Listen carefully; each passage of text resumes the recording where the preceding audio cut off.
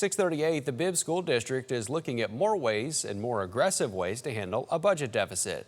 District leaders say they can't keep operating in the red and relying on reserve money. Now they're trying to lay out what comes next, and our education reporter Naomi Washington recently spoke with the Bibb County Superintendent. So Naomi, what came from that conversation?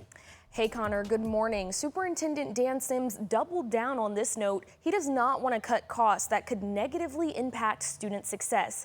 He also says his district employees don't need to worry about their jobs because they're looking at operational cost savings and more revenue options first and foremost. Inside the district's Professional Learning Center, Superintendent Dan Sims addressed a room full of principals, walking them through the district's financial outlook.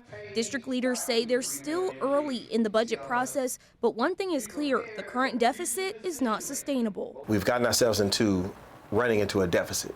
But at the same time, we have a healthy fund balance, and we realize that fund balance cannot continue to maintain that deficit. Sims says several factors are driving that deficit, including 8 years without a millage rate increase, rising health care costs, and requirements from the state that aren't fully funded. There are two avenues that we need to consider. Either one, increase revenues, or two, decrease costs. District leaders are looking at data from two different studies on rezoning and the cost to run the district. They will use that information to weigh critical options like raising the millage rate, consolidating schools, or cutting costs in other ways. But Dan Sims says any cuts would start outside the classroom. Our absolute last resort, that being anything related to personnel.